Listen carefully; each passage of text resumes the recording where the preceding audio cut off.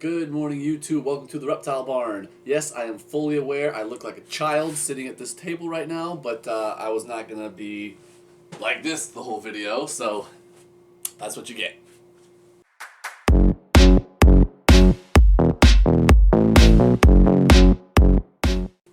Today, we have all of our supplies to ship a snake. We're going to FedEx tomorrow, so I'm going to prep the box today. I try and always prep the day before. I'm just going to walk you through the whole process, okay? And I'll kind of introduce the materials as we go. Yes, we have done videos about this before. Yes, there's like 1,000 other videos out there on this, but it's super important. Someone requested that we do this again, so we're doing it again. Here's the box. We get our boxes from Walmart.com, and you need to get the reinforced ones. The regular shipping boxes are not sturdy enough. We get the reinforced ones, just like you would get if you bought the shipping kits from Ship Your Reptiles or whoever. Sorry, Liz. I'm not a child any longer.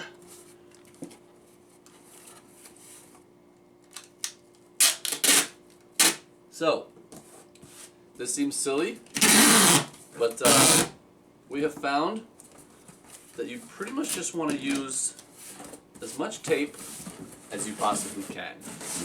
So we tape down the middle line,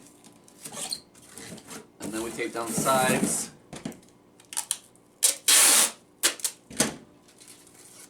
Like so. Then we tape down the middle line again. And we tape down the sides again.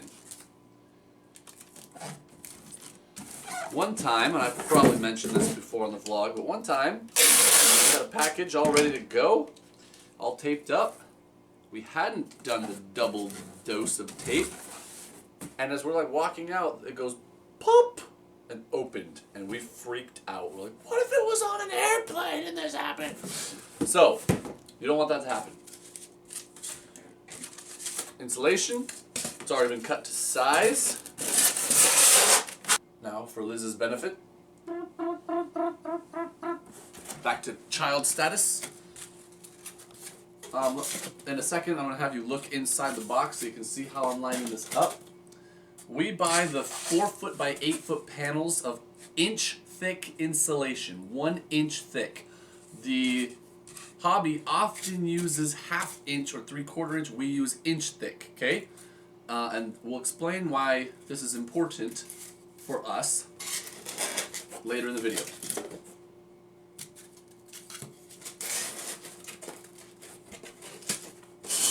So, have a look. This is very secure, okay? Ah! This is very secure, okay? It is actually secure, I promise. Once the top is on, it's pretty secure.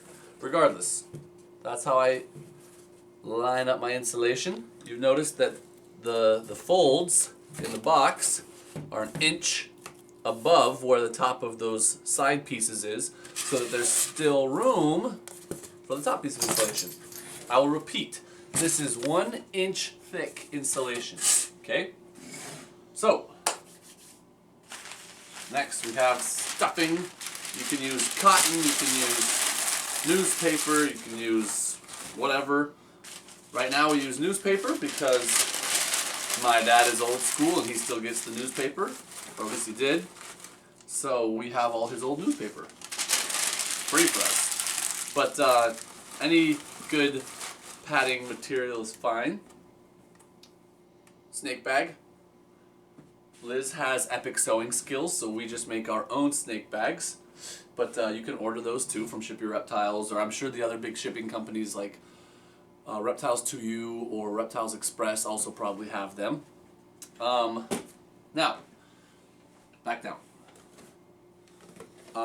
Depending on the temperature, we will probably put 2 holes, one on either side of the box, through the box and through the insulation inside. Okay? If it's really, really cold, we don't do that. By really, really cold, I mean like in the low 20s. Anything below 20 degrees and we don't really ship. We just wait till it gets warmer. And that's anywhere along the route. So if it's Anchorage, where we live, or Memphis, which is usually where they get routed through, or sometimes Indianapolis, or the destination. If the high temperatures aren't even hitting 20, we just don't ship. Now, something to note here. Ship Your Reptiles will only insure your package, as in you can buy insurance so that if your reptile does not arrive alive, Ship Your Reptiles will reimburse you, okay? It's not FedEx reimbursing you. FedEx does not care about you. They really don't. They're a great shipper, but they're not going to reimburse you if your animal dies, okay? It could be a $20,000 animal. They don't care. But Ship Your Reptiles will reimburse you if you buy the insurance. So you have to be shipping where the high temperature is hitting at least 38 degrees everywhere along the route if you want Ship Your Reptile to insure your package. To me, that's very conservative as far as the temperature guidelines, but they need to be because they're paying you back out of their own pocket if something happens to the animal. Generally speaking, there's also a high temperature threshold, by the way. But generally speaking, you lose animals from too much heat. You don't generally lose animals from too much cold unless you're an idiot and you ship in really, really stupidly cold weather, which we don't. It seems like 20 degrees is way too cold, but with inch-thick insulation that's tight-fitting in the box, and in extreme cold, no holes in the box, so it's holding its heat in really well. Get yourself one of these. It's a heat pack, and we'll talk about these in a second. And there's not that much airspace in this box, so it's able to heat that space very consistently. But these heat packs are special. They're from Uniheat. Just go to heatpack.com, and they make them in different hourly durations. The typical is 40 hours. This here is bigger. It's actually a 72-hour heat pack. And we'll talk about that too. But they don't get super, super, super hot, so you're not going to roast your animal, right? If you put like general hand warmers in there, you could kill your animal. It's way too hot. But these are specifically made for live animals. They don't get that hot. Excuse me.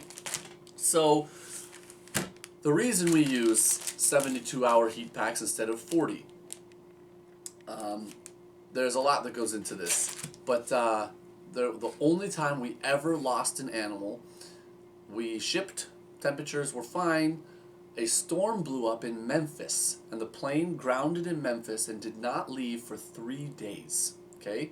Temperatures didn't plummet down to, 0 degrees or anything, but it was cold. It was probably right at freezing, like 32 to 35 degrees, for 3 straight days. Our 40-hour heat pack ran out. It was only 40 hours. And then the plane finally took off. It arrived in its destination, which was also pretty cold, and the snake did not make it. This was one of the worst days in the history of the reptile barn. It was so awful. We felt terrible for the snake. We felt terrible for the customer. It was so bad. And ever since then, we've used 72-hour heat packs. Now, the only exception is if the customer decides to buy insurance, because Ship Your Reptiles, unfortunately, will only insure your package if you use a 40-hour heat pack. They don't want you to use the 72-hour heat pack unless you get special permission for like international shipments and things that are going to take longer than an overnighted domestic package. So we only buy insurance if the customer asks for it and pays for it. It's only a couple bucks per like $100 of value, so it's not bad. But we only do that if the customer requests it, and then we use the 40-hour heat packs in that case. But just in case of a delay, we don't delay that frequently, but just in case, we use the longer duration heat packs so that the snake remains safe throughout the journey. And when that's happened before, when something happens and they don't catch their connecting flight out of Memphis, we're fine. If we had used a 48-hour or a 40-hour heat pack instead and the temperatures were pretty low, we'd be stressing. But now I can sleep at night a little bit when we ship snakes. So there's a lot more to talk about with temperature, but let me go through this real quick first. This is a shipping label. Let me cover up the customer's information here. We just print them off on paper. You can get them in stickers instead that stick to the top, but we just get them like this, and then we kind of fold all the extra space under and tape them onto the top of the box once it's all packed and ready to go. So that's what you see on the top of the box. Just inside the box, so basically, the lid of insulation will go down on there, and then this will be sitting on top, is this little paper right here. If a U.S. Fish and Wildlife inspector were to open your box for some reason, or if one of the states that's more stringent like California or Florida were to open your box, they want to see this. You're supposed to have this. A whole lot of breeders don't put these in. You're supposed to. We always do, okay?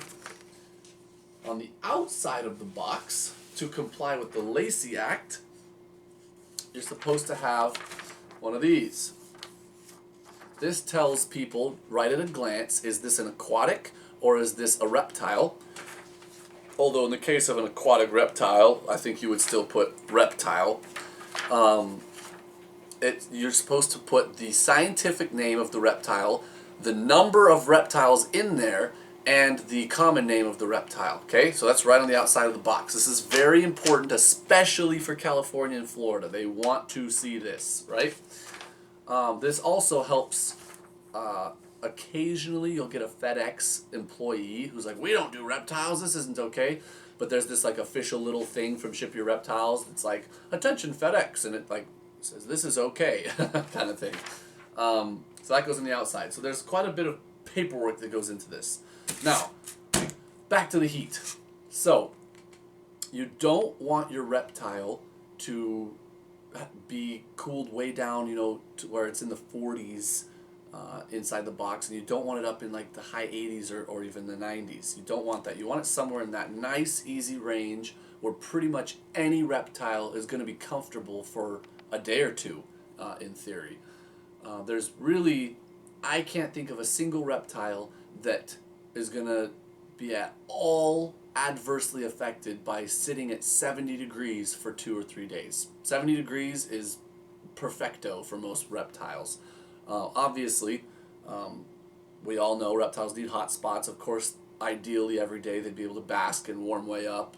And sometimes at night they're going to want to cool down lower than that. But that's kind of a good range. So ideally, inside this box would sit at 70 degrees the whole shipment, right? Or within 10 degrees of that. Anywhere from 60 to 80 really would be great for most reptiles. That's hard to do. It's especially hard to do when the destination is a vastly different temperature from the origin. Living in Alaska, generally what happens to us is it's a lot colder here than wherever it's going to. If the difference is too great, we have to wait to ship. But usually we don't have to do that. What we do, again, this nullifies Ship Your Reptiles insurance policy, but it's what we do in order to get our animals to the customers. We sometimes will mix and match different heat packs. We also have a stock in our room of 20-hour heat packs. So if it is 75 degrees and balmy weather in Florida, and it's 20 degrees here, we can take a 20-hour heat pack, start it the night before, put it in our box, and ship it. It's going to run out of heat somewhere along the route. Well before it gets to Florida, as long as we've timed it correctly, it's going to be completely out of heat. So while it was in Alaska and the northern part of its journey, it had plenty of heat in the box, right? And they're comfortable. As that heat starts to run out, the environmental heat from Florida or wherever starts to come up, and it stays at a nice, safe temperature inside the box. There's even been times where it's like our destination is like 50 degrees, so we do want some heat on that end, but on our end it's 20 degrees, so we need a lot more heat. In that case, we've used a regular heat pack and a 20-hour heat pack. That also gets a little sketchy because you don't want to overheat your animal. 2 heat packs going has obviously a higher chance of doing that. In those cases, we're never okay with doing that unless we have put some holes in the box, so a little bit of excess heat can leak out, and there's some oxygen exchange. You gotta remember, these guys use oxygen in their whatever reaction is going on with the substances inside the actual heat pack. It uses oxygen. So if you pack too many heat packs into your box, you could suffocate your animal. So we have to use some holes in the box in that case. But we've been able to ship throughout the winter since we started, other than some extreme cold snaps. But here in Anchorage, you know, you guys out there, you think of Alaska, you're like, oh my gosh, how could you ever have reptiles there? It's the ice age still up there. It's not. Anchorage's winters are more mild than Minnesota or Montana or North Dakota. Some of the really bad winter states down in the contiguous states have colder winters than we do in Anchorage. I'm talking Anchorage, Alaska, where we live. In the middle of the state of Alaska, it's horrifyingly cold. Absolutely brutally cold. Those of you who are from Alaska, from Fairbanks, who are watching this vlog right now, go ahead and comment down below the coldest temperatures you saw this winter. It's going to be in the negative 40s or 50s would be my guess. Just unbelievably, unholy, satanic cold. Like, I just cannot comprehend that kind of cold. Anchorage is not like that, okay? So we have been able to ship throughout the winter. Every once in a while we'll get a brutal cold snap, you know, brutal for us, negative 20 degrees or something. Obviously we're not shipping. But that's very rare, and they last for a short duration. So usually we can tell our people, oh, it's really cold right now, it's supposed to warm back up in 3 days. And it's Our not that big a viewers deal. from the south just died a little bit. Right? You so cavalierly just threw out negative 20 degrees. Yeah, well, you know, that's just where we live. I But, remember freaking out when the temperatures hit 17. Yeah, Liz is not born and raised Alaskan, so it's taken her years to acclimate. But anyways, so finish up this video. This is a very breathable, thin cotton bag. The snake goes inside this bag. We tie it off. This goes into the padding, which is just newspaper for us, but you can use whatever. That is inside a basket of insulation, which goes inside the box. Zoe, It's okay, Zoe, come here. go lay Come down. here. It's okay, come here. What's wrong? What's wrong? It's okay, good girl. Sorry. This should be the first thing you see when you open the box, okay? Live Harmless Reptile. This label for the Lacey Act requirements goes on the outside of the box. The actual shipping label for FedEx goes on the top of the box. If needed, poke holes. Tape it shut. Make sure you use plenty of tape. And we like to take a marker. Obviously, we're going to label the bag with the genetics and the species and the gender and all that of whatever we're selling. We also like to put some up arrows all around the box with something really big and obvious that's like Live Harmless Reptile just all over, so that nobody could possibly see this box and not realize there's a live animal in it. Because I tell you what, FedEx is actually great. I used to work at a giant warehouse for the USPS. Just boxes being chucked everywhere. I'm not joking. I mean, just they'd see a box like this, they call it a spib, which is a small parcel and bundle, and they just heave them wherever they want them to go. So there'll be these giant things that you're pushing things of packages around and you're just chucking them up in there. I just never want to imagine that could possibly happen to my snakes that I'm sending out, so we just write all over the box. I know a lot of people don't do that.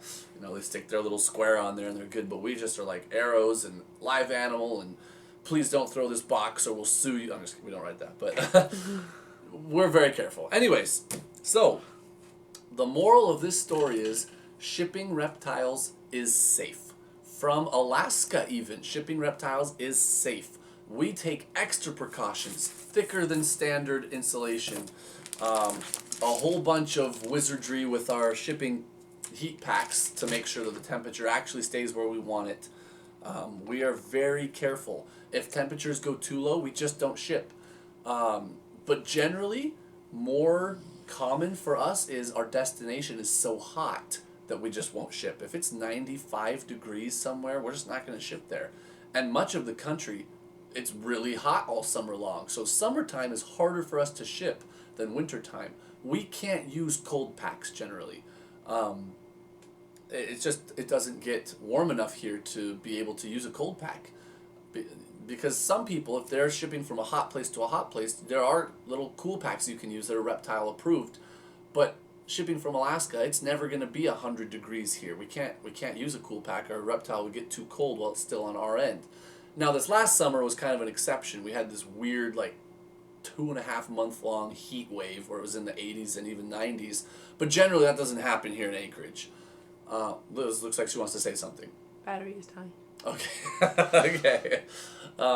So we very infrequently, but it does happen, have to tell somebody, we'll watch your weather. You know, you're in Southern California, you're in Nevada, you're somewhere really hot. As soon as you get a day that's supposed to be a lot cooler, we'll ship, right? And so sometimes people have had to wait because of that. But please don't jump to conclusions that someone's scamming you. If you go to buy a snake from a breeder and they're telling you we got to hold off because of weather, some people really panic. They're like, I already sent you money and now you're not sending my animal. This must be a scammer. There are scammers in the reptile world, but generally that's just a hobbyist or a breeder being really careful. They don't want their animal to get hurt. So that's a good thing. That shouldn't be seen as a bad thing. Now, if they drag you on for months and months and months, that's a danger sign. But if they're just telling you, I'm sorry, it's too hot or it's too cold, you have a Google machine, look it up yourself. If you're like, oh, well, I guess in wherever Wisconsin it actually is negative 15 degrees, of course they can't ship. So, do a little bit of poking around and you'll see that most of these people are just trying to be careful with their animal. They're not trying to scam you out of your money. That is all for now. Hope you guys enjoyed it. I hope that this was informational, kind of walk you through the process of shipping. As a shipper, I drop my boxes off at the shipping center myself. I don't like having the FedEx truck come pick it up in my house. I drive them there myself. I don't want an extra trip on a truck. And I also encourage the customers to let me just have it held at their nearest FedEx hub for them to pick it up there rather than deliver it right to their door. If they can't do that, that's fine. I do deliver to doors, but I'd rather just eliminate as many truck drivers as possible from this who might just leave it on a hot porch, or just things can go wrong, right? Even just a car crash. I'm always worried about these things. But anyways, thank you so much for your attention. Thank you for watching. Until next time, we're the Reptile Barn.